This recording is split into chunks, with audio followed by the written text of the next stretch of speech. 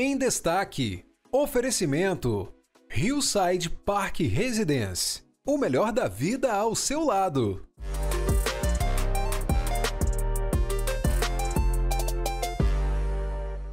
Olá, muito bom dia! Bem-vindos ao nosso programa Em Destaque, aqui pela tela da TV Sim SBT.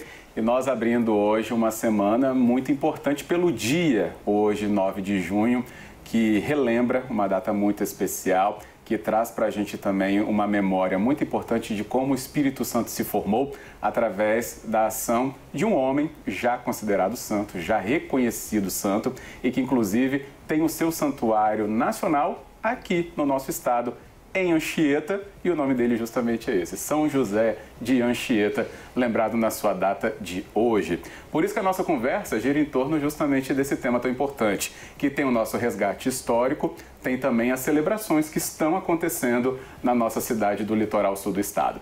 Para conversar conosco hoje, temos um convidado para falar muito bem sobre isso, por toda a experiência que tem e por tudo que reúne na liderança dele em Anchieta. É o padre Álvaro Negromonte, ele que é o reitor do Santuário Nacional de São José de Anchieta, que está conosco no nosso Em Destaque. Padre, muito obrigado pela presença, bem-vindo aqui ao nosso programa. Obrigado, Fábio, obrigado pelo convite, de estarmos aqui, já abrindo esse dia de festa e desejando a todos muita alegria, muita paz, que a gente possa realmente ter um grande dia, Dia Nacional de São José de Anchieta. Que é um padroeiro do Brasil, né? É isso mesmo, esse ano 2025, nós estamos comemorando 10 anos que a CNBB estava reunida em assembleia em 2015 e ali por unanimidade os bispos do Brasil assinaram o decreto, foram a favor de que São José de Anchieta, junto com Nossa Senhora Aparecida, fossem os padroeiros do Brasil. Então ele é o co-padroeiro do Brasil, junto com Nossa Senhora Aparecida. Que bom! E tem o seu santuário aqui no Espírito Santo, como a gente falou já desde o início, para rememorar você, relembrar você, porque a questão de ser designado como santuário também foi uma construção histórica, através então da canonização de São José de Anchieta. Nós já o conhecíamos, inclusive, passou por uma reforma muito importante nos últimos tempos, ou seja, a gente vai até te atualizar. Para você que ainda não foi, inclusive, conhecer, já vai ficando o convite para estar em Anchieta. Mas, padre, vamos falar então sobre esse dia, pelo menos para as pessoas já se organizarem, porque a data tem festa em Anchieta e celebrações importantes. Sim, hoje estamos com todo o compromisso, toda a agenda na casa. O santuário estará aberto a partir das 8 da manhã, às 9 até às 11 da manhã. Nós teremos um momento que chamamos de vigília eucarística, diante do Senhor, diante da Eucaristia. Todos aqueles que chegarem ao santuário poderão dirigir a Deus as suas orações, seus cânticos, e ali estaremos acolhendo a todos os peregrinos, visitantes, devotos. Às 11 horas da manhã, aí inicia o terço com os Josés e as Josefas. Há muitas crianças, muitos pais que têm recorrido a São José de Anchieta e pedindo a ele essa graça da gestação. E isso tem sido possível, Deus tem concedido. Eu tenho acompanhado no santuário várias famílias e aí tem, por gratidão, posto o nome da criança, principalmente quando é menino, José, em homenagem a São José de Anchieta. Então aí estamos reunindo nesse dia os Josés e as Josefas e os seus filhos, netos, irmãos, primos, pais, mães, que vão ao santuário às 11 horas da manhã para rezarmos juntos o terço, agradecendo a Deus pela intercessão de São José de Anchieta. E às 5 horas da tarde, aí sim, estaremos reunidos. Dom Ângelo Mezzari estará conosco, nosso arcebispo, presidindo a Eucaristia nessa tarde. Que bom. Dom Ângelo Mezzari, inclusive, que já passou pelo nosso Em Destaque, assim que chegou para liderar a Arquidiocese de Vitória, porque Anchieta, área benevente, é a área da Arquidiocese de Vitória, Por isso essa presença também tão importante, mas outros que representam também as outras dioceses estarão lá, Padre Álvaro? De forma especial, na última sexta-feira, nós tivemos a presença de Dom Luiz Fernando, que é bispo de Cachoeiro de Itapemirim.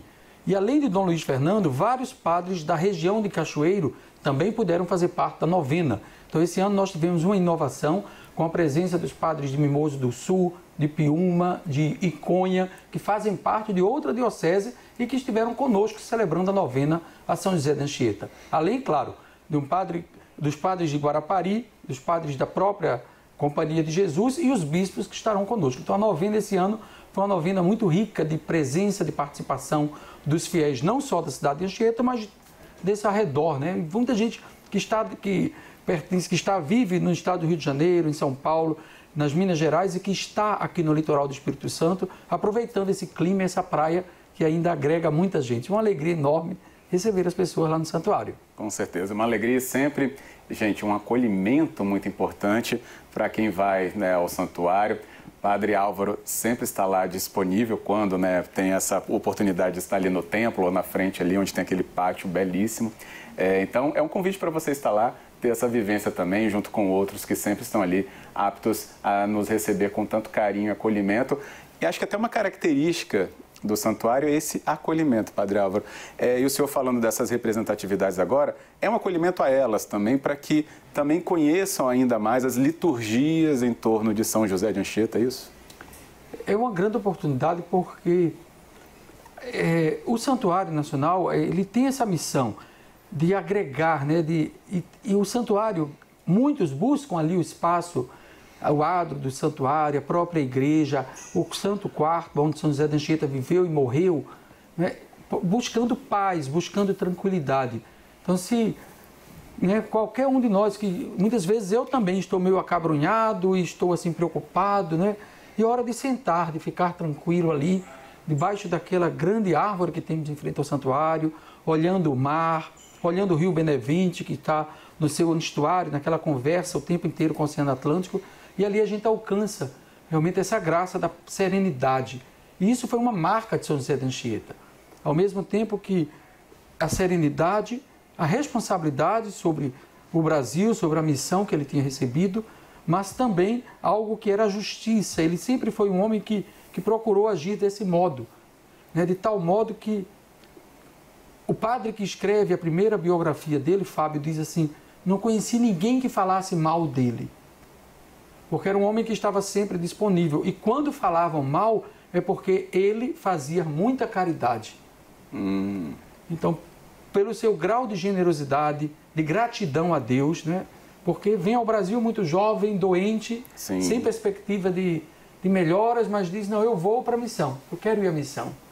E chega ao Brasil aos 19 anos, trabalha no Brasil por 44 anos, dedicados à comunidade indígena, aos trabalhos da missão e em união com a igreja mundial, né? Com a igreja atual, com a igreja universal. Estava sempre atento ao seu nível de responsabilidade, aquilo que o Papa da época pedia à Companhia de Jesus, e ele, como superior aqui no Espírito Santo e também provincial no Brasil, ele conseguia, né, manter esse clima de tranquilidade e de discernimento.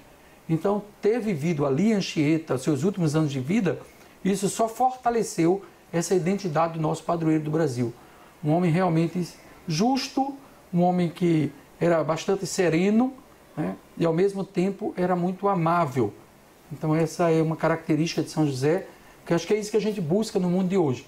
É agir realmente com justiça e ao mesmo tempo com uma certa diligência, porque é de uma diligência, de uma capacidade de sair de si, de socorrer o outro.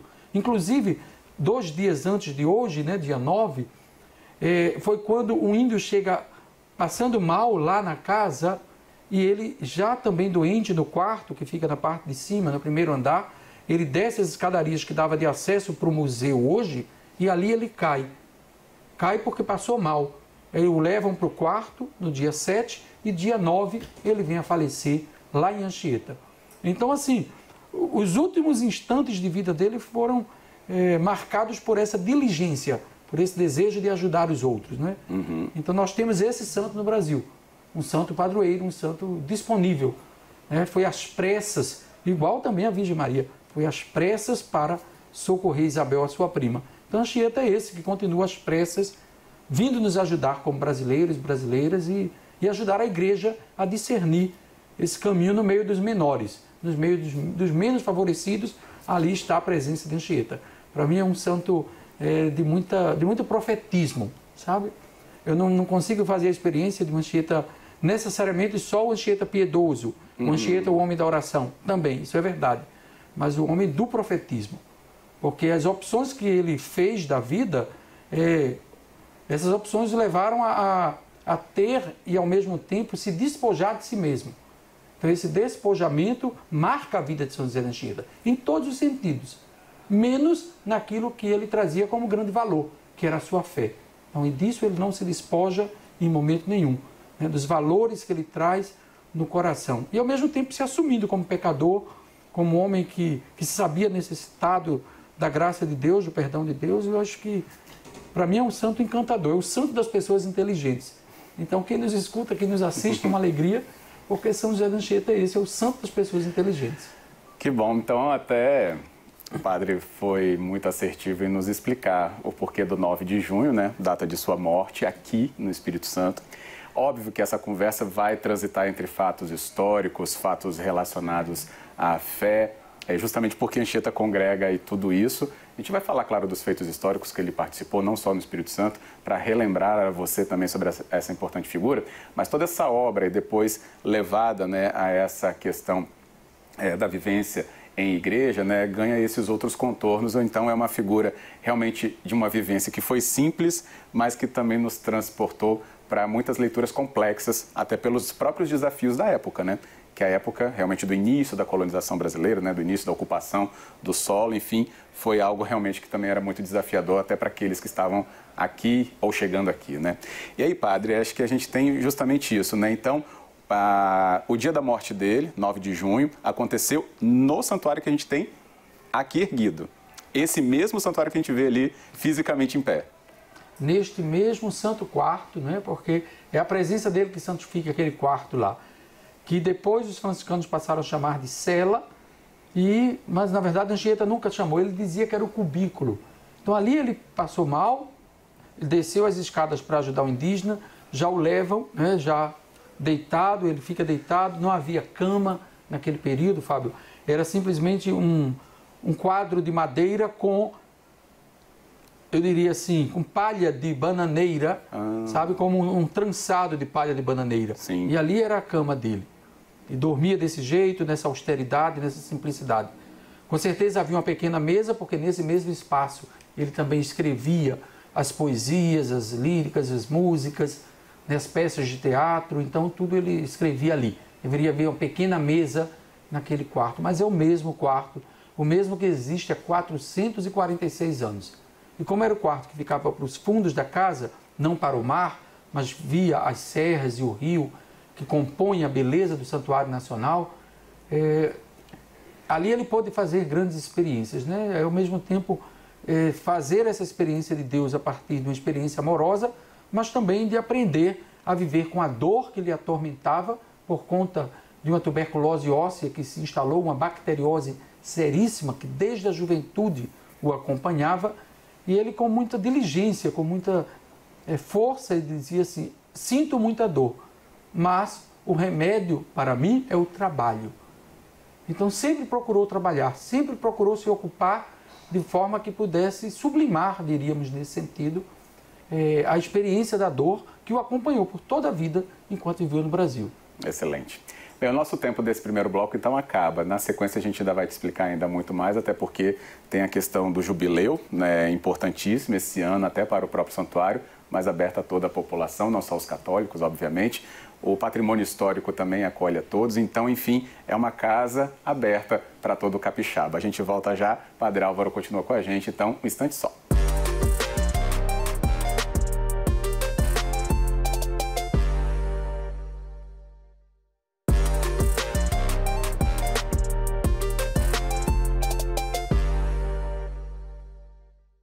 De volta com o nosso programa em destaque, aqui na sua manhã da TV Sim SBT. Hoje a gente falando sobre o dia de Anchieta, o dia de São José de Anchieta, lembrado hoje mesmo, segunda-feira, dia 9, com você.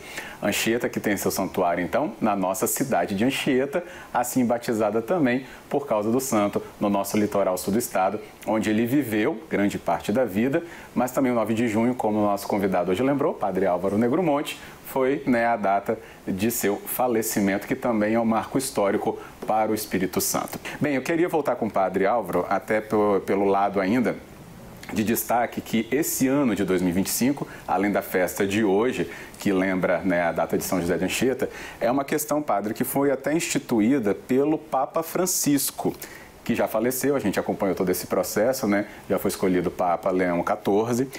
Mas Papa Francisco, inclusive, né, tinha uma atenção muito especial do Santuário de Anchieta por ser jesuíta também, né? Mas enfim, o que ele instituiu para 2025 foi o Ano Jubilar. E o que tem a ver essa questão com o Santuário de Anchieta, padre? O Ano Jubilar é uma festa, um grande momento, eu diria, muito antigo e que inicia com a experiência ainda do povo judeu. O povo judeu estabelece que a cada período de tempo seja feito uma grande, eu diria, reconciliação entre as pessoas, entre as instituições. Então ele marca por esse tempo de reconciliar. O cristianismo traz essa experiência também, a partir da experiência judaica, de forma que o próprio Jesus, quando ele vai à sinagoga, eles dão a ele um livro do profeta Isaías e ali ele proclama, é muito bonito isso, e ele diz, hoje se cumpriu essa passagem da Escritura. Então, Jesus dá uma reviravolta, porque ele diz, a presença dele, então, é o grande diferencial. Agora, como a igreja vai trazer isso para a sua experiência ao longo dos séculos? No século XIII, um papa determinou que a cada 100 anos a igreja celebrasse o jubileu. Logo em seguida, no início do século XIV, o outro papa disse 100 anos é muito tempo, precisamos porque as gerações não suportariam esperar o próximo jubileu. Aí diminuiu para 50 anos. E no início do século XV, um papa determinou, aí já o Gregório disse, olha, façamos a cada 25 anos. Então, é um processo histórico que a igreja vai fazendo, que a cada 25 anos ela comemora a encarnação de Jesus, o tempo do nascimento de Jesus, o falecimento de Jesus, sempre está se referindo a ele. E esse movimento, São José de Anchieta, chegou para ele uma carta, cópia original da carta designada pelo Papa. E ele pega essa carta e ele diz, preciso lê-la em todas as igrejas do Brasil. Então, havia as igrejas jesuítas em todo o litoral. Então, onde ele fosse, ele deveria ler a carta. E aí conta-se que ele disse a um irmão jesuíta, um outro que o acompanhava, disse, você deverá levar a carta, porque estamos aqui em Santos, precisaremos subir a São Paulo. São 3 dias de caminhada. Então, leve a carta com você, porque no domingo pela manhã eu preciso da carta para ler na igreja de Piratininga, a igreja de São Paulo hoje, que é o pátio do colégio. E o irmão esqueceu a carta. Esqueceu a carta e São José de Anchieta disse, eu mesmo vou buscá-la. Então, pôs o seu chapéu, pegou o seu bornal com algo que ele precisasse e desceu a serra durante o dia de sábado e na manhã do domingo estava de volta todo molhado com a sua batina, por conta do orvalho, por conta da chuva, mas estava com a carta lá para ler. Então o jubileu faz parte do santuário, o santuário traz essa força jubilar. Tivemos na área Benevente, que corresponde a 11 paróquias daqui do Espírito Santo, da Arquidiocese de Vitória, e aí junto com o nosso arcebispo nós celebramos o Jubileu da Esperança da área Benevente. Olhe, foi uma experiência muito bonita. Era muita gente, chovia muito, mas o povo não desistiu de ir rezar. Eu nunca vi nesses 3 anos que estou em frente à reitoria do santuário, o santuário tão cheio. Tão cheio. Já vi missas com muitas pessoas fora do santuário, no adro do santuário. O ano passado nós tivemos, esse ano também teremos mais tarde uma missa muito grande, com muita gente, mas dentro do santuário realmente foi uma experiência muito bonita. Experiência de eclesialidade, de sinodalidade, uma experiência em que as pessoas puderam viver esse jubileu. Então o jubileu traz essa característica. Primeiro a alegria das cores, trazendo pessoas dos 4 cantos do mundo. Tem o mar, como esse mar da vida, que muitas vezes a gente, diante da problemática, diante daquilo que muitas vezes dificulta, né, o processo de relacionamento humano, esse mar. Mas a gente tem a âncora como a fé. Então o jubileu traz esse símbolo da âncora, né? Então essa âncora que a esperança então é fincada. A esperança não me deixa ficar ao sabor das ondas. Então é uma esperança que me mobiliza, mas ao mesmo tempo ela me estabiliza. É muito forte a experiência cristã, porque não se trata de uma experiência de esperança em coisas ou em situações, mas numa pessoa. Então o Papa Francisco nos chamava e continua o Papa Leão agora, né, que pensávamos, será que o jubileu vai ser alterado? Será que vai ser adiado para outro tempo, né? E o Papa Leão disse não. vamos continuar com a experiência do jubileu, porque ele também estava imbuído nesse processo de construção da experiência do jubileu. Então esse ano para a gente é um ano muito rico. Você chega no santuário, você vê logo o símbolo do jubileu, a logo do jubileu, próximo à imagem de São José de Anchieta. Então as pessoas as bandeiras também coloridas no santuário, né? Então aquilo já diz, aqui estamos, podem vir pessoas dos 4 cantos do mundo, de todo o Brasil, e que será bem acolhido lá no santuário. É uma igreja jubilar, onde a pessoa pode se confessar e alcançar uma graça muito grande, que é própria do jubileu, que a igreja chama de indulgência plenária. Então trata-se da experiência, da consciência pessoal do pleno perdão de Deus. Porque muitas vezes as pessoas no próprio processo de relacionamento, elas se machucam e essas marcas ficam. E ela corre mesmo o risco de pensar, será que Deus me perdoou? Será que eu estou realmente livre dessa experiência? Será que eu consegui estar curado? Essa talvez seja a melhor experiência, sanada a experiência. E aí, chegar ao Santuário Nacional, fazer as suas orações, participar da Eucaristia, se confessar. Esse modo de chegar, de fazer, de oração, garante ao coração do fiel que busca a chamada indulgência plenária. Então é uma riqueza. O santuário, a gente tem vivido isso com muita gente, sabe? Sim. Bem, e é um ponto, né, dessa abordagem então que você tem a partir desse conhecimento do nosso programa Em Destaque. Bem, vamos então, né, lembrar a você também sobre essa importância histórica de Anchieta para o Espírito Santo e para o Brasil. Anchieta não tem a sua única passagem apenas pela cidade de Anchieta, né? Em Vitória tem o Palácio Anchieta, que era colégio jesuíta, e até leva esse nome pela importância dele. Anchieta participou da fundação de São Paulo, que o padre lembrou aqui também, participou da fundação do Rio de Janeiro e tantas outras cidades, né, padre? Sim, se a gente fosse elencar os fatos históricos que ele está envolvido, talvez esse programa sozinho não dê conta, mas em relação a esses hoje, né, lugares tão representativos, ele estava lá no nascimento, né, de tudo. Sim, São José tem, por conta da sua missão eclesial e política, diríamos, nesse sentido, do melhor da boa política, né? Então ele sempre, porque era um homem que trazia em si essa dinâmica da civilidade. Então ele queria que a comunidade portuguesa que chegou ao Brasil para aqui viver, essa comunidade pudesse viver em harmonia com os que aqui já viviam. Então é muito interessante porque ele sempre se posicionou contra o processo de escravidão dos indígenas. Inclusive, ele pede para que um amigo dele, que voltaria para a Europa, que ele pudesse conversar com o rei de Portugal, para que o rei pudesse tomar uma posição, porque em São Paulo e em Santa Catarina haviam navios que chegavam nas aldeias, raptavam os indígenas e os levavam para escravizar. E Anchieta sempre se posicionou contra esse tipo de posição. De tal maneira que ele disse, se continuares agindo assim, esse seu empreendimento que você diz que é tão importante, isso falando diretamente para o senhor que era o responsável por esse rapto de indígenas, esse empreendimento vai fracassar. E realmente fracassou. Houve náufrago do navio antes que eles conseguissem chegar à costa para poder raptar os índios. Então, assim, essa capacidade humana e política de Anchieta ainda tem muito para a gente estudar, para a gente descobrir. Exato. Tem uma questão também de muito a estudar e descobrir, por exemplo, até por tudo em que ele se envolveu nessa época, né, claro, vivo, mas também depois da sua própria morte, né, a gente tem algumas marcas aqui no Espírito Santo. Por exemplo, né, a famosa praia de Ubu, mas o padre pode confirmar aqui pra gente, né, até onde eu ouvi, padre, né, a praia de Ubu justamente levou esse nome depois do falecimento de Anchieta, na vinda do seu corpo para Vitória, houve uma ocorrência ali naquela praia, que levou depois esse nome, né? Por quê? Isso mesmo.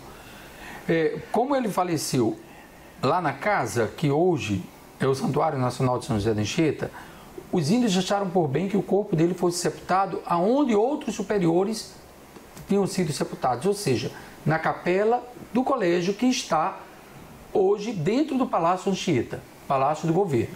Pois bem, nesse trajeto, como o corpo foi colocado sobre uma tábua, então a grande narrativa é que eles gritaram Abá Ubu, ou seja, o padre caiu. E aí o corpo dele, que estava sobre uma tábua, naquela época não havia estrutura de caixão fechado, nada assim, era tipo uma maca que eles iam trazendo nas costas, e o corpo caiu. Então daí a palavra ubu significa o caiu. Ubu seria o padre caiu. Então isso, o bairro continua, né, com essa estrutura lendária. Há outros estudiosos que dizem que na língua local, a língua indígena que era falada entre os tupiniquins, Ubu também era aquele lugar de descanso. Então havia árvores naquela região, porque tudo aquilo não era como a gente tem hoje, tudo aberto, sim, com avenidas, sim. mas era uma mata atlântica totalmente fechada, só tinha a passagem pela beira do mar. Então nesse caminho haviam árvores onde se andava um pouco, parava-se para descansar, ou seja, Ubu também poderia ser aquele lugar, vamos descansar um pouco, porque o caminho é longo. Então há essas duas versões, mas a mais conhecida realmente é Aba-Ubu, ou seja, o corpo do padre caiu, vamos parar um pouco, colocá-lo outra vez na maca e seguir caminho até Vitória. Com certeza. Bem, o nosso tempo aqui vai se esgotar, infelizmente, de hoje, mas o Padre Álvaro vai receber com certeza novos convites, já está, inclusive, para quando tiver a oportunidade de estar aqui em Vitória. Hoje é um dia muito carregado, inclusive, para o Padre Álvaro, né, liderar aí os festejos em homenagem a Anchieta, em Anchieta, mas sempre que puder, volte para conversar conosco. Inclusive você que pode ir a Anchieta, não só hoje na festa, talvez não seja o caso, mas assim que puder, converse então com o Padre Álvaro, todo mundo que estiver no santuário, para também conhecer a história jesuíta, né, do Espírito Santo, não só pela figura de Anchieta, mas a gente tem o Palácio Anchieta, Viana com Araçatiba, a Igreja Reis Magos em Nova Almeida, tem traços disso em São Mateus, né, no nosso litoral todo, para que você saiba dessa história, esses rumos então que a gente teve quase que destinatário mesmo do Espírito Santo pela obra, não só do Padre Anchieta, mas toda a Companhia de Jesus ao longo da história, e ainda hoje se continua a fazer história, muito na área social também. Faça um pouco da sua busca em relação a isso, mas o Padre Álvaro vai estar à vontade para voltar e nos contar ainda mais sobre tantos pontos relevantes, Padre. Por hoje a gente termina, mas a história com certeza será aqui rememorada também. Muito obrigado, tá? Um abraço a todos e os esperamos lá em Anchieta, aqui do Espírito Santo. Vem com a gente conhecer o Apóstolo do Brasil. Com certeza, a gente quer conhecer cada vez mais. Obrigado a você, tenha um bom dia, uma boa semana e volte no nosso próximo Em Destaque. Até lá. Em Destaque, oferecimento Hillside Park Residence. O melhor da vida ao seu lado.